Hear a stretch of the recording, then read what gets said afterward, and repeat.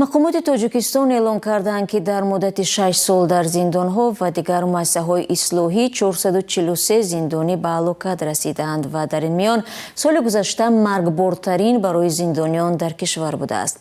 آمار تشویش‌آور هم برای خویشاوندان زندانیان و هم حامیان حقوق در یک نشست اعلام شد که در آن وزیران و دیگر منصبداران تاجیک به سازمان ملل گزارش دادند که در 5 سال گذشته برای ریشه‌کن کردن شکنجه و بدرفتاری از جمله در مؤسسه‌های اصلاحی چی کار کردند. همکارم طاهر سفر نشستی مذکور را پیگیری داشت و قبل از برنامه از او درباره جزئیات این نشست پرسیدم. بله، در شهر ژنو نشستی کمیته سازمان ملل برای مبارزه با شکنجه صورت میگیرد و هیئت تاجیکستان با رهبری مظفر افشوریان وزیر عدلیه در آن حضور دارند. واقعا خود وزیر آمار مرگ و میر در زندانها را در پاسخ به سوالهای اعضای کمیته اعلام کرد و بر طبق گفته او سال 2025 بیشترین مورد مرگ و میر زندانیان ثبت شده است. سال 2025 89 مورد مرگ و میر زندانیان ثبت شد. 9 نفر از بیماری قلب، 13 نفر از بیماری راههای نفس، 9 نفر از بیماری های عصب، 10 نفر از بیماری های اعضای هاضمه، 2 نفر از بیماری راههای شاشه‌گذر، 2 نفر از بیماری نارسایی مسئولیت بدن، 7 نفر از بیماری های دیگر و 11 نفر در نتیجه تصادف جان دادند. وزیر عدلیه تاجیکستان نگفت که 11 زندانی در نتیجه چگونه حادثه یا تصادف جان دادند، ولی افزود تمام قضیه های مرگ و میر موشکافانه تحقیق شدند که مبادا سبب آن عاقبت شکنجه و بدرفتاری باشد. مظفر افشوریان گفت وابسته به تمام حادثه ها قرار قبول شد، اما بیشتر از این جزئیات نداد. یکی از سبب های مرگ و میر زیاد در زندان های تاجیکستان را شرایط نامناسب حجره ها و هم خدمات طبی نامناسب می‌دانند و برای همین حکومت را بسیار وقت تنقید کردند. استیو سوردلوفت از حامیان حقوق انسان که تاجیکستان را می‌آموزد چند پیش در یک مصاحبه با رادیو آزادی گفت زندان‌ها همچنان مشکلی زیاد دارند، از جمله وجود شکنجه، حجره‌های تنگ و پر از زندانی و زندانیان بیمار که سری وقت معالجه نمی‌گیرند.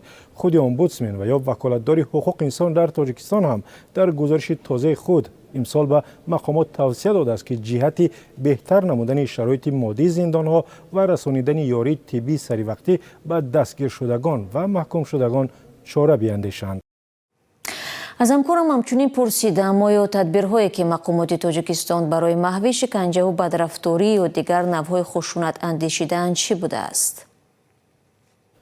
نمایندگان هیئت تاجیکستان در نشست ژنو تعریف کردند که برای ریشه‌کن کردن این ظهورات و راه ندادن به بدرفتاری و شکنجه در زندان‌ها و تمام مؤسسه‌های دیگر در چند سال گذشته قانون و سندهای زیادی را اصلاح کردند. مثلا امید کریمزاده معاون دادستان کل گفت که جزا برای شکنجه را در تاجیکستان سخت‌تر کردند و حالا اگر مأمور ملیسا یا مفتش یا هر کسی دیگر در شکنجه گناهکار دانسته شود او را از 8 تا به 15 سال زندان محکوم می‌کنند و این افراد هم به هیچ یک عفو عموم شامل نمی‌شوند و باید حکمشون را تا پایان ادا کنند.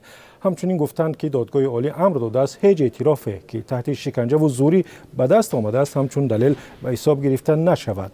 او از جمله چنین آمار آورد: За 2018-2025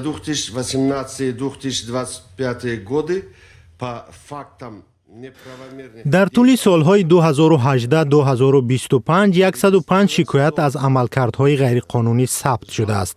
در نتیجه تفتیش‌ها و بر اساس ماده شکنجه 14 پرونده جنایی باز و تحقیق شده است.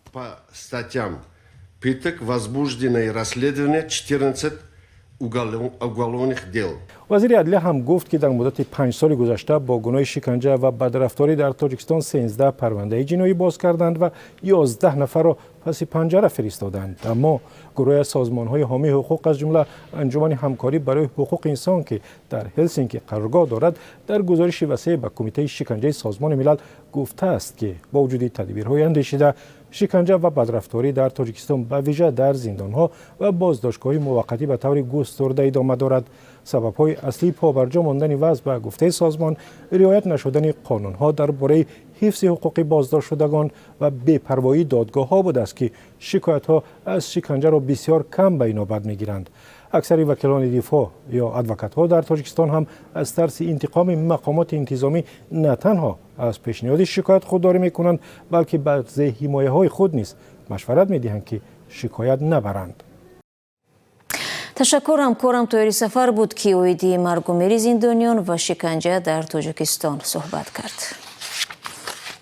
سلام، اگر خط و خبر می‌خواهید ما داریم. نوید بامدادی، سرخط خبرها، اخبار تاجیکستان و جهان، گزارش‌ها و تحلیل‌ها. چی می‌گذرد و چرا؟ دانستن فهمیدن است. ضمیمه یا اپ ما را بگیرید.